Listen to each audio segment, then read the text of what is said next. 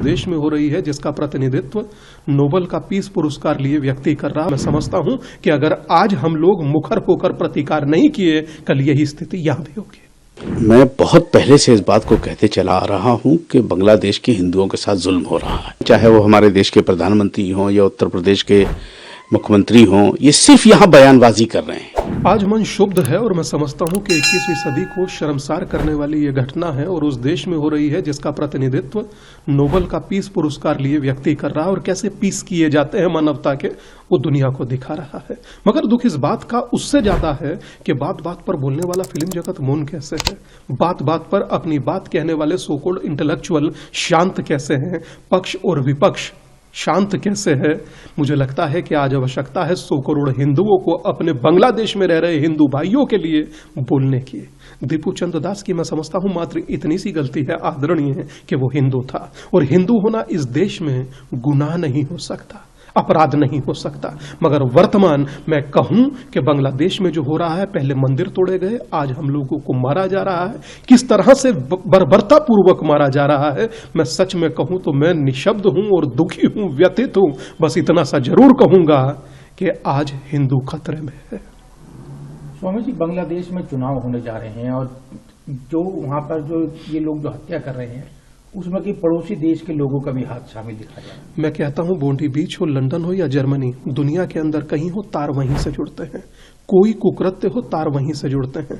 और रही बात, मैं समझता हूं कि SIR अब इस देश में होना बहुत जरूरी हो चुका है, हो और इस तरह से हो कि देश से निकाल घुसपैठियों को बाहर किया जाए और वहां से लाने वाले जो हिंदू शरणार्थी हैं उन्हें यहां लाया जाए। मुझे लगता है लोग मौन कैसे हो गए जो संसद में खड़े होकर जिहाद की बात कर रहे थे, और आज भाईचारा दिखाने की आवश्यकता है। बोले भारत का मुसलमान कि मैं आज बांग्लादेश के हर मुसलमान से अपना ताल्लुक तोड़ता हूं। लानत है ऐसी मित्रता पर जो अपने भाइयों को मारे, जो अपने रहने वाले शरणार्थियों को मारे। पहले पाकिस्तान में शून्य कर दिए गए, आज बांग्लादेश की यह स्थिति है। मैं समझता हूं कि अगर आज हम लोग मुखर होकर प्रतिकार नहीं किए, कल यही स्थिति यहां भी होगी। मैं बहुत पहले से इस बात को कहते चला आ रहा हूं कि बांग्लादेश के हिंदुओं के साथ जुल्म हो रहा है, और अब तक जो है सिर्फ हमारे भारत में, चाहे वो हमारे देश के प्रधानमंत्री हों या उत्तर प्रदेश के मुख्यमंत्री हों, ये सिर्फ यहां बयानबाजी कर रहे हैं।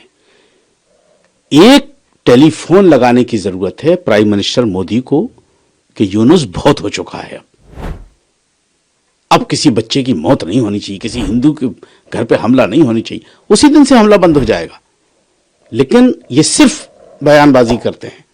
मैं शुरू से इस बात को कहता चला आ रहा हूं, मैं जब मंदिरों पे हमले हुए थे, मैं जब से कह रहा हूं मैं, और मैं यूनुस सरकार से कहूंगा कि पाकिस्तान के बहकावे में ना आए।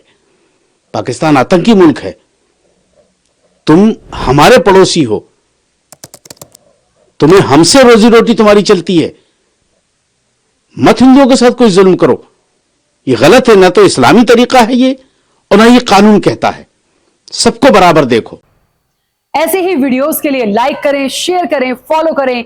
YouTube पर जाकर सब्सक्राइब कर बेल आइकन दबाना ना भूलें, और ताजा अपडेट्स के लिए swedeshlive.com पर जरूर जाएं।